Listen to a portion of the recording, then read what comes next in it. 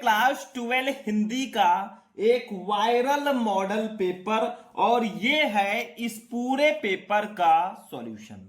Student, अगर आप भी 18 फरवरी को क्लास 12 हिंदी का पेपर देने जा रहे हैं ना, तो ये वीडियो एक बार लास्ट तक जरूर देख लेना।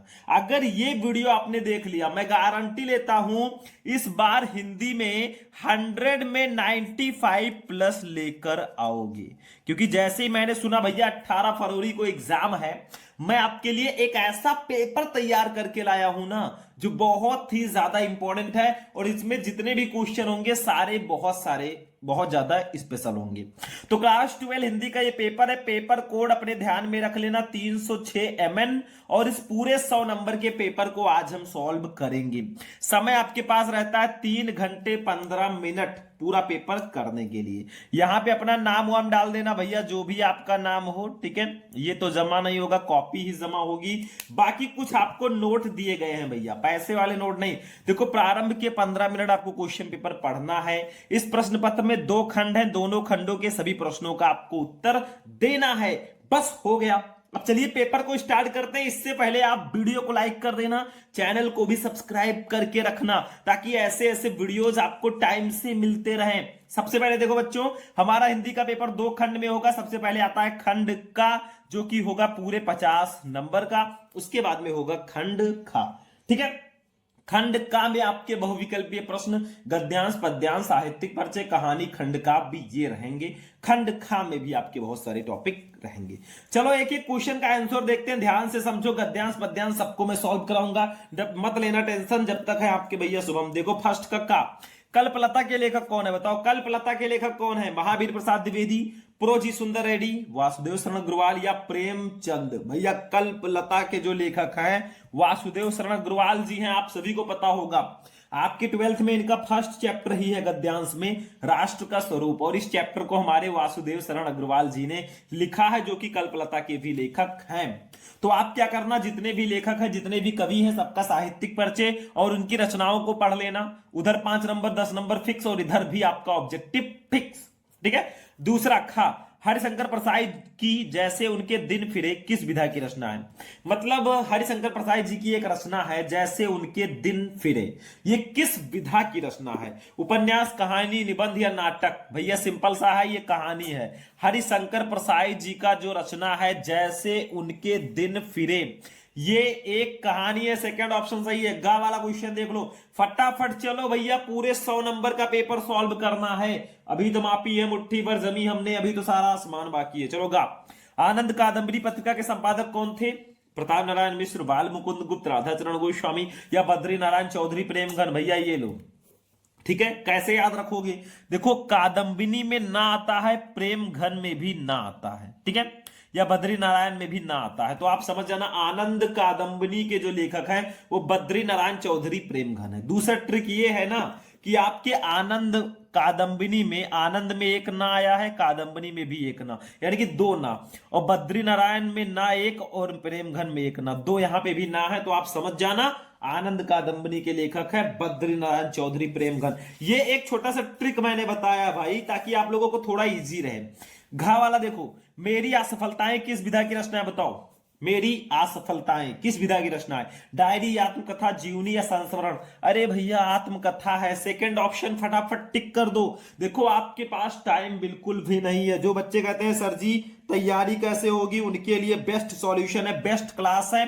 ध्यान से समझो। अंगा नंबर, द्विवेदी युग के लेखक कौन है? सदल मिश्र, मोहन राकेश, सरदार पूर्ण सिंह या हजारी प्रसाद द्विवेदी? अरे भैया मोहन राकेश जी जो हैं ये द्विवेदी युग के लेखक है। सेकंड ऑप्शन ऐसे टिक कर दो, ठीक है। तो आपके 5 क्वेश्चन हो गए हिंदी गद्य के इतिहास से, हिंदी गद्य साहित्य से, ठीक है। अब 5 क्वेश्चन जो हमारे होंगे वो हिंदी पद्य साहित्य से भी रहेंगे, यानी कि टोटल 10 क्वेश्चन। दूसरे का देखो, विनय पत्रिका किस काल की रचना है बताओ। विनय पत्रिका किस काल की रचना है? आदिकाल, भक्तिकाल, रीतिकाल या आधुनिक काल? अरे भैया ये भक्तिकाल की रचना है। अब आप लोग बताइएगा विनय पत्रिका के रचनाकार कौन है? देखते हैं कितने स्टूडेंट इसका सही जवाब देते हैं। मैं आशा करूंगा आप सभी इसका सही आंसर देंगे। विनय पत्रिका के रचनाकार कौन है, कवि कौन है बताओ फटाफट। चलो खा वाला, छायावाद की विशेषता क्या है? छायावाद की विशेषता है क्या? उपदेशात्मक वृत्ति, इतिवृत्तात्मकता, सौंदर्य और प्रेम या श्रृंगार वर्णन। अरे भैया सौंदर्य और प्रेम जो है ना छायावाद की विशेषता है। छायावादी कवियों में जयशंकर प्रसाद, महादेवी वर्मा, सुमित्रानंद पंत, सूर्यकांत त्रिपाठी, निराला, ये सब आते हैं। प्रेम और सौंदर्य काफी है इनमें। गा निम्नलिखित में से हरियोध की रचना नहीं है। इसमें से कौन सी रचना अयोध्या सिंह उपाध्याय हरियोध जी की नहीं है। देखो ज्यादातर अपने ही सब्जेक्ट के, अपने ही गद्यांश और पद्यांश के जो लेखक और कवि हैं उन्हीं की रचनाओं से रिलेटेड क्वेश्चंस हैं। तो देखो कौन है जो हरियोध जी की रचना नहीं है। चुभते चौपदे, रस कलश, वैदेही वनवास या अनघ। तो इसका राइट आंसर होगा अनघ। अनघ जो है ये हरियोध जी की रचना नहीं है। बाकी तीनों हैं।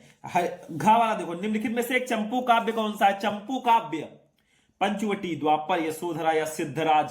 भैया राइट आंसर होगा यशोधरा। यशोधरा जो है ये एक चंपू काव्य। अंगा नंबर, अष्टछाप के कवि नहीं है। कौन है जो अष्टछाप के कवि नहीं है। परमानंद दास, गोविंद स्वामी, ईश्वर दास या नंददास। भैया इसका राइट आंसर होगा ईश्वर दास जी जो है ना, अंगा तीसरा नंबर, अंगा का तीसरा सही होगा। जो ईश्वर दास जी हैं ये अष्टछाप के कवि नहीं है। थर्ड ऑप्शन आंख बंद करके टिक कर देना।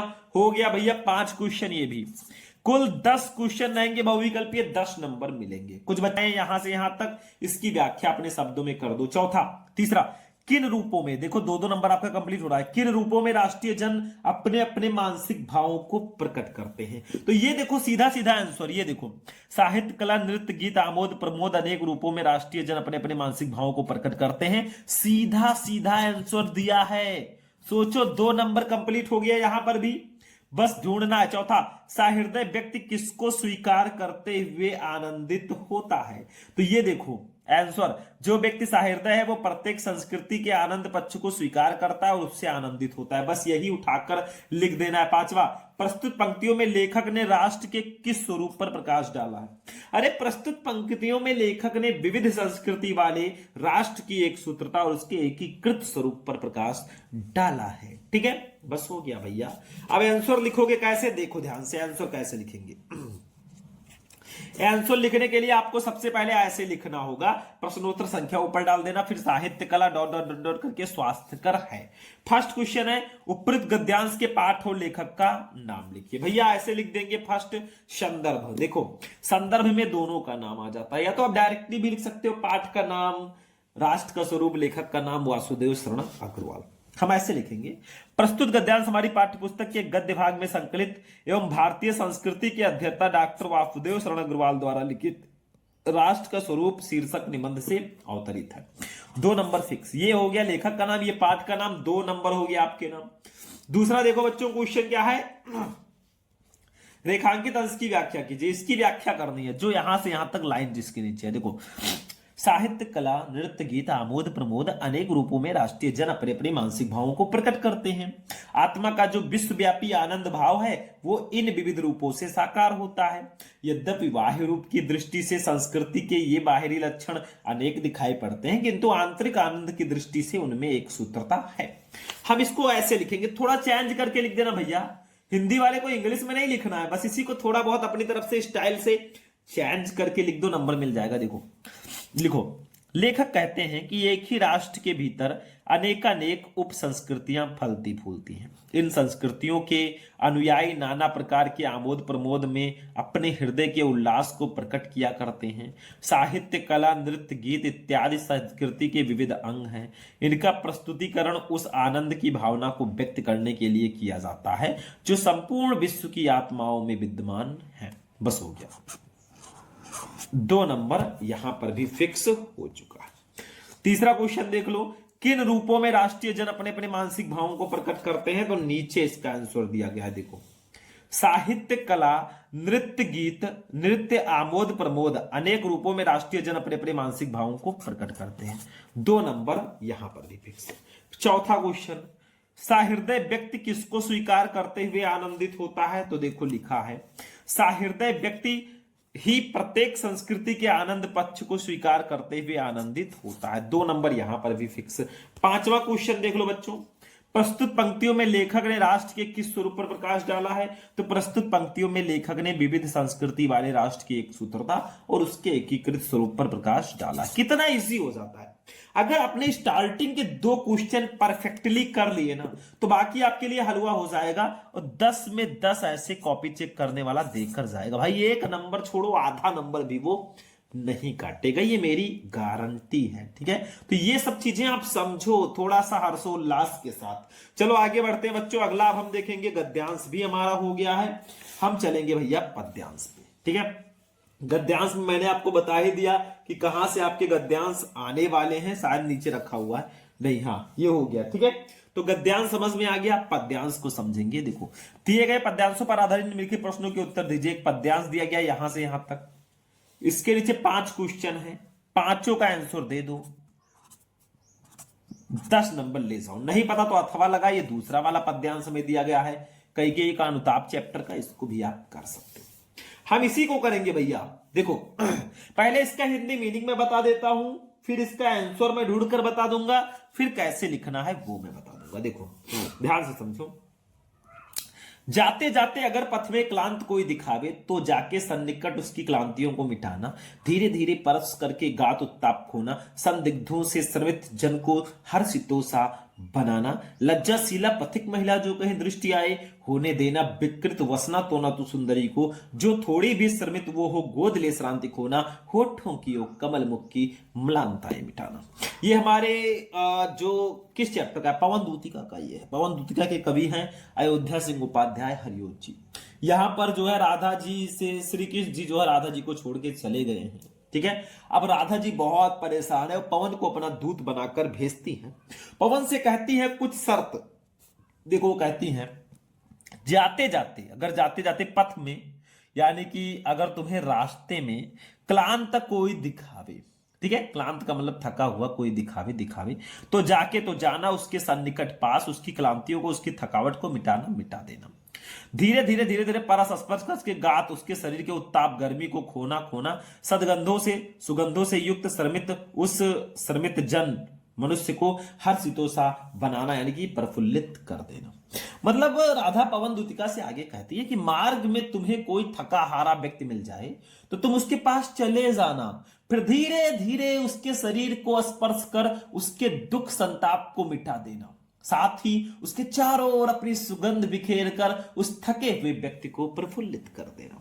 फिर कहती हैं, लज्जाशीला पथिक महिला जो कहीं दृष्टि आवे। लज्जाशीला लाजवंती पथिक महिला, पथिक स्त्री, पथिक का मतलब मुसाफिर या यात्री, कोई स्त्री जो अगर दृष्टि आवे तुम्हें दिखाई दे, होने देना तो मत होने देना, विकृत वसना, उसको वस्त्र को अस्त व्यस्त ना तो सुंदरी को सुंदरी को। वो कहती हैं आगे कि अगर तुम्हें कोई रास्ते में लाजवंती स्त्री दिखाई दे तो उसके वो इतनी तेजी से मत बहना कि उसके वस्त्र जो हैं अस्त व्यस्त हो जाए।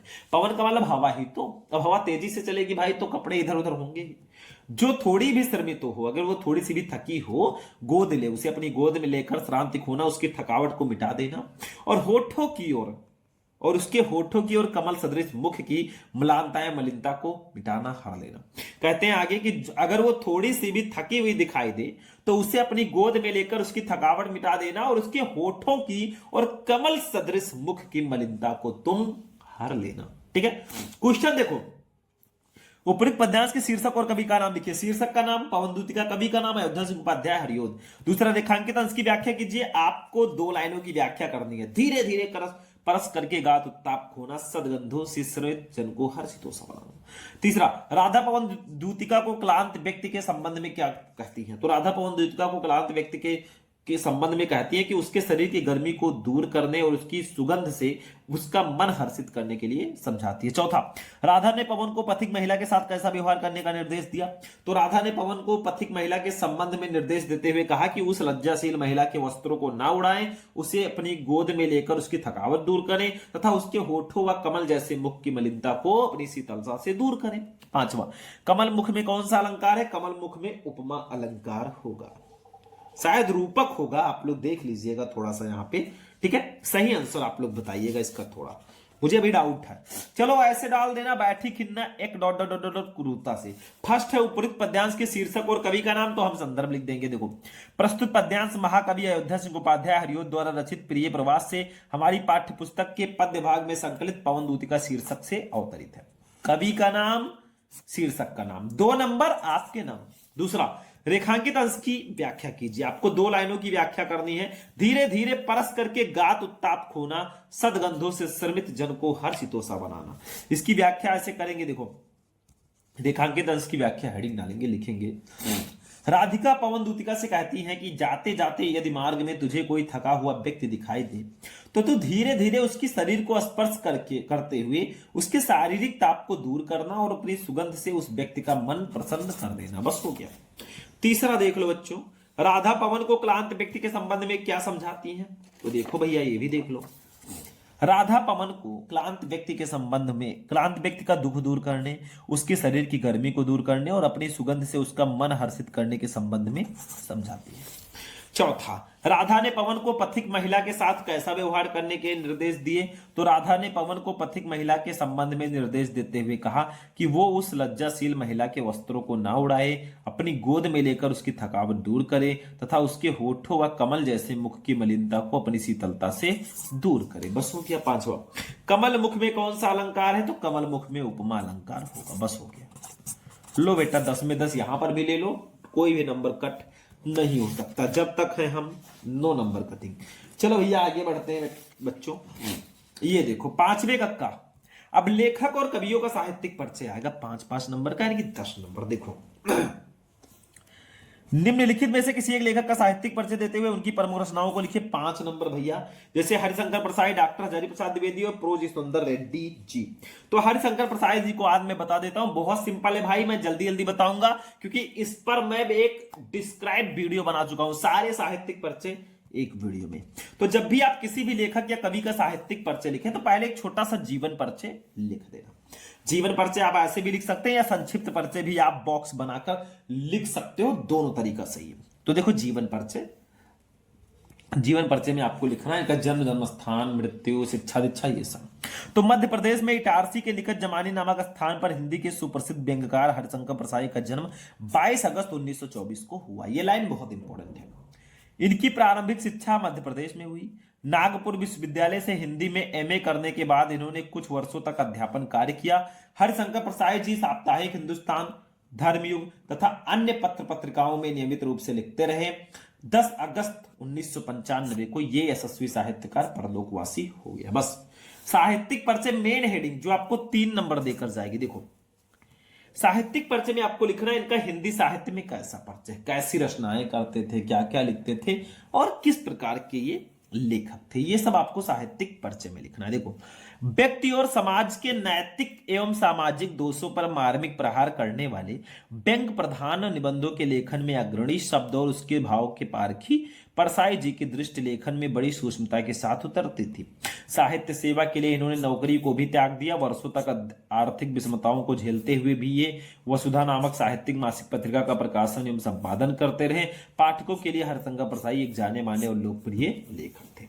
थोड़ा बहुत आप और बढ़ाकर लिख सकते हैं, किसी और बुक से याद किया वो भी लिख सकते हो, नो प्रॉब्लम। 3 number complete. रचनाएं देख लो, इनकी प्रमुख रचनाएं निम्न है। कहानी संग्रह में हंसते हैं रोते हैं जैसे उनके दिन फिरे, उपन्यास में रानी नागफनी की कहानी तट की खोज, निबंध संग्रह में तब की बात और थी, भूत के पांव पीछे, बेईमान की परत, पगडंडियों का जमाना, सदाचार का ताबीज, शिकायत मुझे भी है और अंत में ठिठुरता गणतंत्र, विकलांग श्रद्धा का दौर। बस इतनी रचनाएं हैं बच्चों। 2 नंबर इसका, यानी कि 5 में 5 ऐसे आपको देगा। कौन? कॉपी चेक करने वाला। चलो भैया अगला देख लो।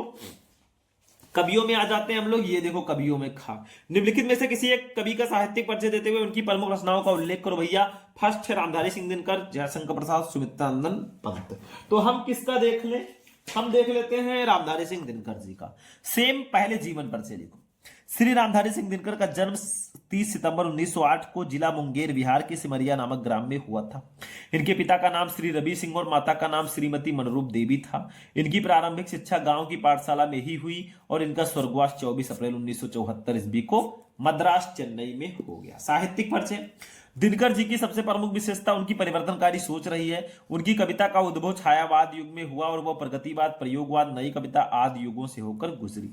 इस दीर्घ काल में जो आरंभ से अंत तक उनके काव्य में रही वो है उनका राष्ट्रीय स्वर। दिनकर जी राष्ट्रीय भावनाओं के ओजस्वी गायक रहे हैं। इन्होंने देशानुराग की भावना से ओतप्रोत, पीड़ितों को प्रति सहानुभूति की भावना से परिपूर्ण तथा क्रांति की भावना जगाने वाली रचनाएं लिखी है। 3 नंबर फिक्स। रचनाएं देख लो। दिनकर जी की रचनाएं निम्न है। काव्य रचना में रेणुका, हुंकार, कुरुक्षेत्र, उर्वशी। कविता संग्रह में रसवंती, द्वंद्व गीत, सामधेनी, बापू, इतिहास के आंसू, धूप और धुआं, नीम के पत्ते, नील कुसुम, चक्रवाल, कविश्री, सीपी और शंख, परशुराम की प्रतीक्षा, स्मृत तिलक, हारे को हरनामा आदि। बाल साहित्य में धूप, छाह, मिर्च का मजा, सूरज का ब्याह। बस हो गया 2 नंबर इसका भी, यानी कि 5 नंबर ये लो भाई हो गया। आगे बढ़ेंगे, ज्यादा टाइम वेस्ट नहीं करेंगे। अभी तो मापी है मुट्ठी भर जमी हमने, अभी तो सारा आसमान बाकी है। अभी तो 50 नंबर का पेपर भी हमने नहीं किया है। 6 नंबर, पंचलाइट अथवा बहादुर कहानी का सारांश लिखिए। भैया कहानी आ गई है, 100% फिक्स टॉपिक है। जैसे जीवन परिचय है वैसे ये भी कहानी में पंचलाइट, बहादुर, ध्रुव यात्रा, 2-3 कहानी पढ़ लो, बहुत है। नहीं पता तो अथवा लगाए, ध्रुव यात्रा अथवा लाठी कहानी के उद्देश्य पर प्रकाश डालिए, शब्द सीमा 80। मतलब 4 ऑप्शन आपको मिल रहे हैं, करना एक है। पंचलाइट कहानी का सारांश लिख दो या बहादुर कहानी का सारांश लिख दो। दोनों नहीं पता, ध्रुव यात्रा कहानी का उद्देश्य लिख दो। ये भी नहीं पता, लाठी कहानी का उद्देश्य लिख दो। भाई हम लिखेंगे आज पंचलाइट कहानी का सारांश। ये कहानी मैं कई बार आपको बता चुका हूं, कोई पहली बार नहीं है, तो इसको समझते हैं। देखो, पंचलाइट रेणु जी की आंचलिक कहानी है। कहानी में बिहार के एक पिछड़े गांव के परिवेश का सुंदर चित्रण किया गया है। रेणु का मतलब फणीश्वर नाथ रेणु जी की। होता क्या है, बिहार की एक महतो टोली है जिसमें अशिक्षित लोग हैं। उन्होंने रामनवमी के मेले में पेट्रोमैक्स खरीदा, जिसे वे पंचलाइट बोलते हैं। पंचलाइट को ये सीधे साधे लोग सम्मान की चीज समझते हैं। पंचलाइट को देखने के लिए टोली के सभी बालक, औरतें और मर्द इकट्ठा हो जाते हैं। सरदार अपनी पत्नी को आदेश देता है कि शुभ कार्य करने से पहले वो पूजा पाठ का प्रबंध कर ले। बताओ, पंचलाइट को इतनी बड़ी चीज समझते हैं ना कि उसको जलाने से पहले पूजा पाठ का पूरा प्रबंध किया जा रहा है। इतने पिछड़े हैं। आगे देखो, सभी उत्साहित हैं, परंतु समस्या उठती है कि पंचलाइट जलाएगा कौन। सीधे साधे लोग पेट्रोमैक्स को जलाना भी नहीं जानते। अब होगी हमारे हीरो की एंट्री। होता क्या है, इसी टोली में गोधन नाम का एक युवक रहता है, हीरो। वो गांव की मुनरी नामक एक युवती से प्रेम करता है। गांव की एक लड़की से वो प्रेम करता है जिसका नाम मुनरी है। मुनरी की मां ने पंचों से गोधन की शिकायत की थी कि वो उसके घर के सामने से सिनेमा का गाना गाकर निकलता है। मतलब जब मुनरी की मां गुलरी काकी को लगा कि गोधन हमारे सामने से गाना गाकर निकलता है मुनरी को देखते हुए, तो उन्होंने शिकायत कर दी कि गोधन जो है हमारे घर के सामने से सलीमा का गाना गाकर निकलता है। सनम रे मैं तेरा सनम हुआ रे। इस कारण पंचों ने उसे जाति से निकाल रखा है, और इस कारण पंचायत वालों ने गोधन को जाति से निकाल रखा था, गांव से ही। मुनरी को पता है कि गोधन पंचलाइट जला सकता है। मतलब गोधन ही एक लड़का होता है ना, थोड़ा बहुत दिमाग है उसके पास, वो पंचलाइट जला सकता है। वो चतुराई से ये बात पंचों तक पहुंचा देती है। होता क्या है, अब पंचायत वाले क्या करेंगे, या तो अपनी बेइज्जती कराएंगे आसपास वाले गांव में, या तो फिर पंचलाइट जलाने के लिए गोधन को बुलाएंगे। तो पंच गोधन को पुनः जाति में ले लेते हैं, क्योंकि वो पंचलाइट को जला देता है। मुनरी की मां गुलरी काकी काफी प्रसन्न होकर गोधन को शाम के भोजन का निमंत्रण देती है। जो गुलरी काकी गोधन का शिकायत लेकर गई थी पंचायत वालों के पास, आज वो डिनर के लिए इन्वाइट करती हैं गोधन को। पंच भी अति उत्साहित होकर गोधन को कह देते हैं, तुम्हारा साथ खून माफ, खूब गाओ सलीमा का गाना, खूब गाओ सनम रे मैं तेरा सनम हुआ रे। पंचलाइट की रोशनी में लोग भजन कीर्तन करते तथा उत्सव मनाते हैं। कहानी का कथानक सजीव है। सीधे साधे अनपढ़ लोगों की संवेदनाओं को बाड़ी देने में रेणु जी समर्थ रहे हैं। इस कहानी में आंचलिक जीवन की सजीव झांकी प्रस्तुत की गई है। बस हो गया, 5 नंबर फिक्स भाई। चलो ये भी हो गया, बढ़ते चलो आगे। अब हम चलेंगे भैया नेक्स्ट पे, खंड काव्य है। भैया ये खुद से करना होता है। देखो 7वां, स्वपठित खंड काव्य के आधार पर किसी एक खंड के एक प्रश्न का उत्तर दीजिए, शब्द सीमा 80। ये खुद करना होता है, ये जिला वाइज होता है। जैसे हम यूपी से हैं, यूपी में कई जिले हैं, कुछ जिलों में मुक्त यज्ञ खंड काव्य है, कुछ जिलों में सत्य की जीत है, कुछ जिलों में रश्मि रथी है, कुछ जिलों में आलोक वृत्त है, कुछ जिलों में त्यागपति है, कुछ जिलों में श्रवण कुमार है। तो आप किस जिले से और आप में कौन सा खंड काव्य है कमेंट कर देना। खंड काव्य नहीं पता है तो आप जिला ही कमेंट कर देना। तो हमारा खंड का हो चुका है 10 नंबर का बहुविकल्पीय, 10 नंबर का गद्यांश, 10 नंबर का पद्यांश, 10 नंबर का साहित्यिक परिचय, 5 नंबर की कहानी, 5 नंबर का खंड काव्य, 50 नंबर फिक्स हो गया। चलो अब हम चलेंगे बच्चों खंड खा पे। खंड खा जो है इसमें हिंदी संस्कृत के गद्यांश और पद्यांश रहेंगे, फिर उसके बाद में हिंदी व्याकरण के क्वेश्चंस रहेंगे। देखो 8वां, दिए गए गद्यांशों में से किसी एक का संदर्भ सहित हिंदी में अनुवाद करो 7 नंबर। मतलब एक आपको संस्कृत का गद्यांश दिया गया है। देखो संस्कृत के गद्यांश पे मैं पहले ही वीडियोस बना चुका हूं, आप लोग सर्च करोगे क्लास 12 हिंदी संस्कृत इंपॉर्टेंट गद्यांश शुभम लेक्चर, वीडियो मिल जाएगा। देखो संस्कृत साहित्यम सरसम व्याकरण सुनिश्चितम तस्य गद्ये पद्ये च लालित्यम भावोध सामर्थ्यम अद्वितीयम श्रुति माधुरीश्च वर्तते। ये हमारे संस्कृत भाषा या महत्वम चैप्टर का गद्यांश है। कर सको तो करो, नहीं तो अथवा लगा ही रहता है। ये दूसरा है आधुनिक जगत पंचशील सिद्धांता। देखो चैप्टर का नाम ही दे दिया गया पंचशील सिद्धांता। तो आप पहले संदर्भ लिख देना, प्रस्तुत गद्यांश हमारी पाठ्यपुस्तक हिंदी संस्कृत के पंचशील सिद्धांता नामक पाठ से अवतरित है। फिर आप लिख देना हिंदी में अनुवाद। चलो खा वाला देख लो बच्चों, ये हो गया। आगे बताऊंगा। खा, दिए गए पद्यांशों या श्लोकों में से किसी एक का संदर्भ हिंदी में अनुवाद करो 7 नंबर। भैया श्लोक पद्यांश जो है ये 100% फिक्स टॉपिक है। एक चैप्टर है आपके 12th में, वो है संस्कृत सुभाषित रत्नानी चैप्टर है।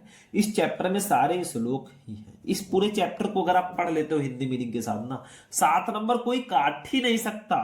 ठीक है, बाकी जो चैप्टर्स हैं उसमें किसी किसी में एक एक श्लोक है, उसको पढ़ लेना, फिर दिक्कत खत्म। जैसे देखो विद्या विवादाय धनम मदाय शक्ति परेशान पर पीड़नाय खलस साधु वृद्ध में ज्ञानाय दानाय च रक्षणाय। ये हमारे संस्कृत भाषा या महत्वम चैप्टर का सुभाषित रत्नानी चैप्टर का पद्यांश। नहीं पता तो अथवा लगा है। जयंती महाभागा जन सेवा परायणा चिरा मृत्यु भयम नास्ति एसाम कीर्तितनो क्वचित। ये हमारे महामना मालवीय चैप्टर का पद्यांश है। तो मैंने कहा ना आप सुभाषित रत्नानी चैप्टर पूरा पढ़ लो, बाकी जो चैप्टर है उसमें किसी किसी में एक एक श्लोक है वो पढ़ लो भाई, फिक्स है 7 नंबर। हिंदी व्याकरण में चलेंगे तो सबसे पहले मुहावरे और लोकोक्तियां आएगा। देखो निम्नलिखित में मुहावरे लोकोक्ति में से किसी एक का अर्थ वाक्य प्रयोग करो 2 नंबर। हाथ कंगन को आरसी क्या, मतलब प्रत्यक्ष को प्रमाण की आवश्यकता नहीं है। पापड़ बेलना मतलब बड़ी विपत्ति झेलना। सावन हरे न भादो सूखे मतलब सदैव एक जैसा रहना। पानी पानी होना मतलब लज्जित होना। चलो भैया आप पठित गद्यांश पे आ चुके हैं।